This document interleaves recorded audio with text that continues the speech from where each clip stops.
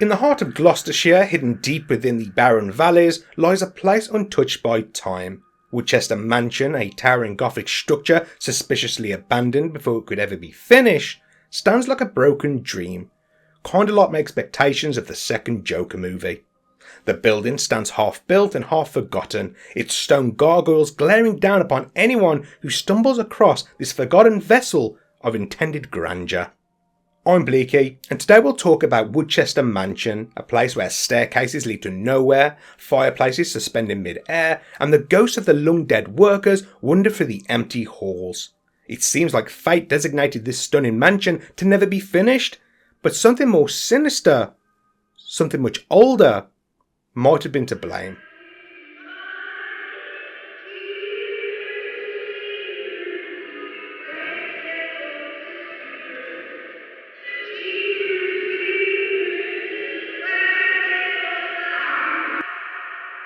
Hidden deep within the mist-drenched valleys of Gloucestershire, where the modern world is shut off by ancient trees, stands an eerie relic of Victorian ambition, Woodchester Mansion. This half-built Gothic structure, standing stubbornly in the valleys and among the woods, is not just a building, but a chilling testament to human ambition that resulted in failure, similar to the Titanic that came 44 years after the building was abandoned, which became a victim of overconfidence. The golden limestone facade of Woodchester Mansion, once meant to shine as a beacon of wealth and religious faith, but now stares mindlessly like a silent watcher, like a night shift worker waiting for a Greg's bakery to open. Woodchester is without a doubt a mansion with a personality of its own. Gargoyles leer down from the rooftop, their stone eyes fixated on the land that was designated for a garden and later a British heritage car park. It's said that when you stand in its shadow, a strange sensation washes over you, a prickling at the back of your neck, as though you've wandered into a place you don't belong or was never meant to be inviting. Constructed with grand ambition and doomed from the start, Woodchester Mansion is both a symbol of human folly and a chilling reminder that a haunting isn't always created by those who have lived and died within a building, but can be part of the surrounding land's legacy. Before the first stones were laid for the mansion, the valley that now cradles Woodchester Mansion belonged to the Ducey family, who had their own building on the property. It was in 1840, in one of the rooms of the original building, that the second Earl of Ducey threw a lavish dinner in celebration of his succession to the earldom. Drinks were flowing, huge turkey legs were being devoured like Henry VIII coming off a Weight Watchers diet, and the spirits of everyone present were high. But suddenly, however, the young Earl jumped up from the table and ran out of the hall. This wasn't a sudden IBS attack, however. He claimed that he saw his father, who was long deceased, sitting at the head of the table, taking the seat that the new Earl should have been sitting in during the feast. The moment filled him with so much fear that he left the building and never returned to the valley again.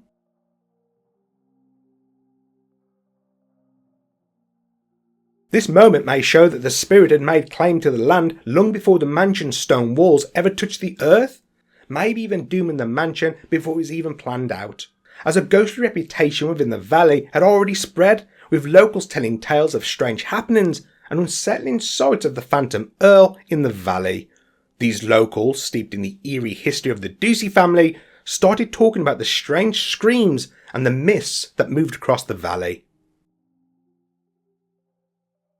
5 years after the ghostly encounter at the dinner table, a wealthy Catholic convert named William Lee purchased the northern part of the estate with the intent to build a grand home that would reflect both his immense wealth and deep faith. He envisioned a mansion that would stand as a lasting tribute to his devotion, with religious symbolism spread throughout, like a church jumble sale. To bring his grand vision to life, he hired Augustus Pugin, a master of Gothic Revival architecture. Pugin, known for his designs on the Houses of Parliament, had no shortage of ambition for the project, but it wasn't long until the lavish designs made the relationship between the owner and designer strained, as Mr. Rich Religious Man started worrying about the growing costs of the work. It seems like he loved God, just not enough to pull the trigger on the plans for the communion wine cellar.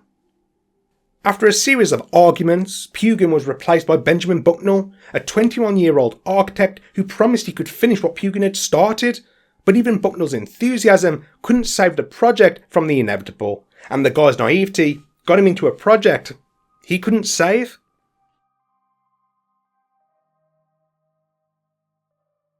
The construction of Woodchester Mansion was riddled with delays, cost overruns, and disputes with the workers. As the years passed, the dream of a completed estate slowly turned to dust. In 1868, the project came to a shuddering halt when all the workers suddenly stopped what they were doing and walked away, leaving their tools and ladders where they remain to this day. This could have obviously had something to do with the financial disputes, but for the locals, they believe something far darker intervened. So why did the workers abandon the mansion so suddenly, leaving their tools and half-finished rooms behind? Some say it was the curse of the land itself, with the spirit of the first Earl damning anyone he thinks isn't deserving of their title. He didn't see his son fit to take the reins of his estate, and later saw the new building being constructed on the valley as nothing more than a guy who wanted to brag about his supposed wealth, but disguised it as a tribute to his religion.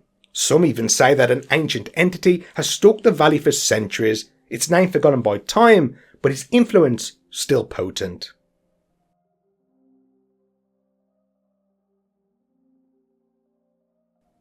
Others suggest a more sinister cause, rumours of a murder that happened on the site. As strange noises echoed through the building and fleeting shadows were spotted out the corner of their eyes, fears spread among the workers, who were terrified that the spirit of the murder victim was growing warped and evil, looking to get revenge on anyone who resembled the man who took his life. If that was me, I would have been coming to work with one of those pairs of glasses with a fake nose, but then again, knowing my luck, that's probably what the killer looked like. The ghost story was reinforced after one of the young stonemasons lost his footing for some unknown reason while working in the chapel and fell to his death during construction. It is said that the spirit of this unfortunate worker never clocked off, however, and is still seen standing in doorways of upper rooms that never had their flooring installed, or looking woefully at the unfinished work that he's desperate to finish, but can't. Just like how I felt halfway through my mountain at Christmas dinner this year. It's sad. This phantom worker has become the most famous at Woodchester. This is because he seems the most active. Paranormal investigators and visitors have reported stones being flicked across the chapel by unseen hands. In fact, the chapel seems to be at the epicentre of the activity. The smell of freshly extinguished candles lingers in the air, even though no candles have been burnt. Visitors report hearing faint whispers and occasionally even the sound of a deep sigh, although nobody knows if the stonemason is responsible for this or something else. You've got to remember, the chapel was never completed and used for worship, so why the smell of candles, even if they were a phantom smell from times gone by?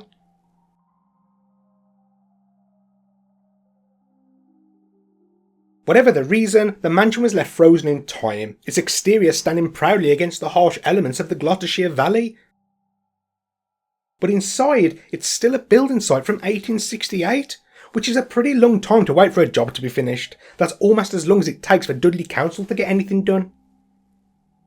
Long corridors stretch out into unexpected directions, some leading to dead ends, others into rooms that are half-walled and unfinished.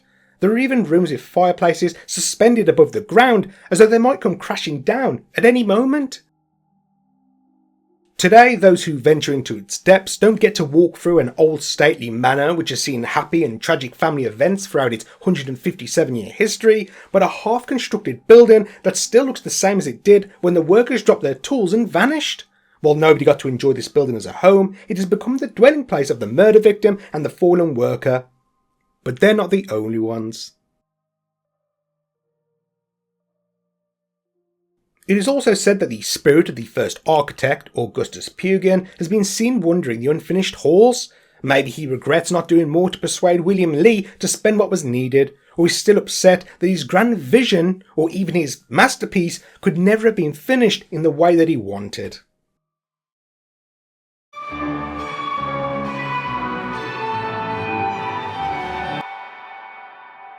The mansion has become a living paradox, a construction that could never be completed, a home that could never be lived in, and a symbol of religion that would never see worship. Instead, it's now a tomb and an eerie reminder of a family dream that died long ago.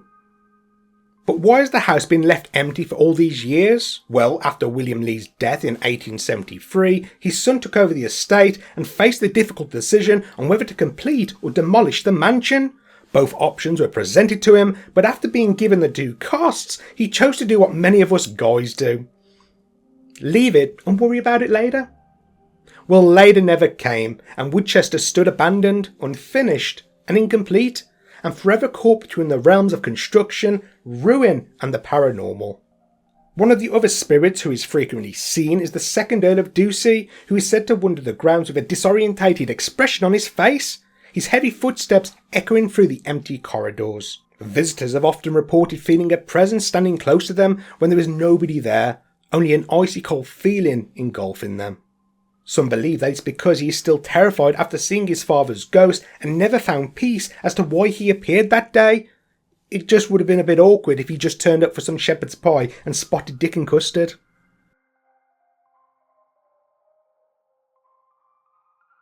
During World War II, Woodchester Mansion's dark reputation grew darker. The estate was used as a training ground for American and Canadian troops, and it was during a military exercise that a tragic accident claimed the lives of two poor American airmen after a bridge across the lake collapsed. Wearing their full uniforms and carrying bags and weapons, they sank to their watery graves. Their bodies were eventually fished out and brought back to the mansion until a vehicle could come and take them away. Since that day, several mediums and paranormal investigators have claimed to sense their presence lingering within Woodchester. Some visitors have claimed that they have been wandering the empty rooms until they were stopped in their tracks by the sound of distant 1940s music playing from somewhere in the mansion.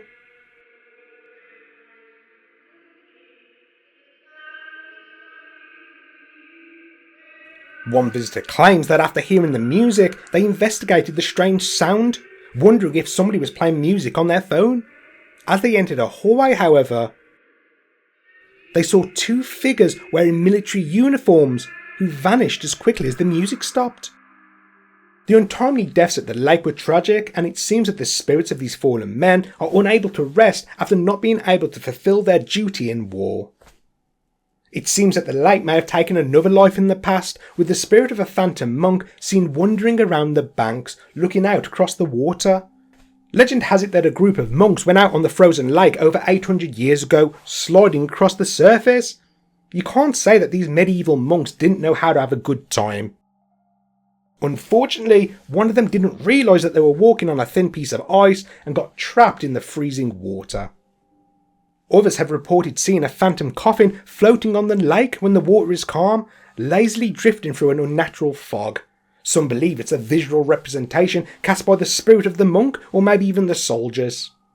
Another spirit who has taken up the mansion as their home is that of a little girl who has been spotted skipping playfully up and down the mansion's grand staircase, her laughter echoing before vanishing into thin air.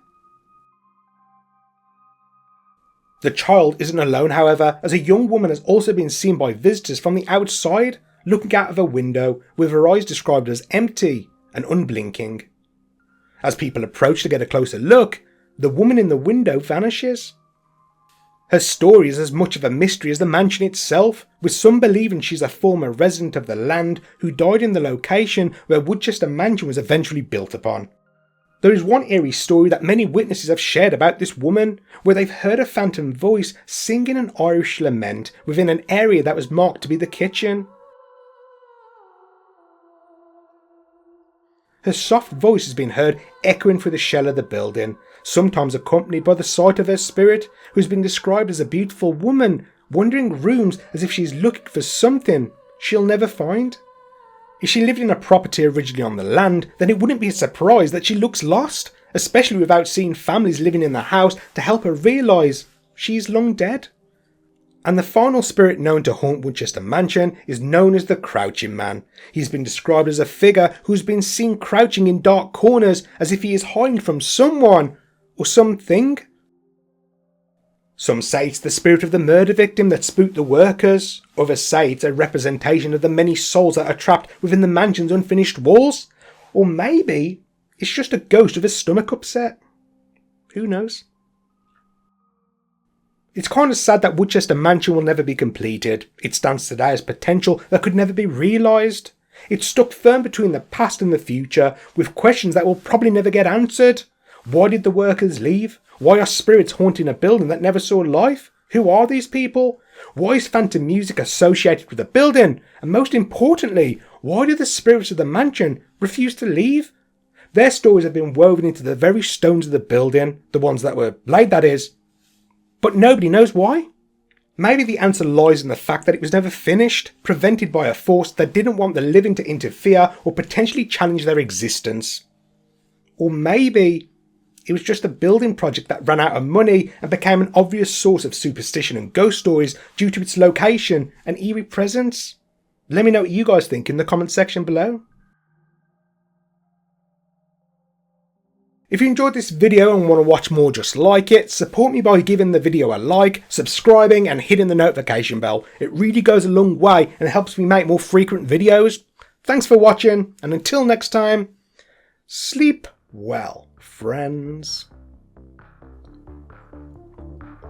Never eat nuts before making a video. Why, that didn't sound right.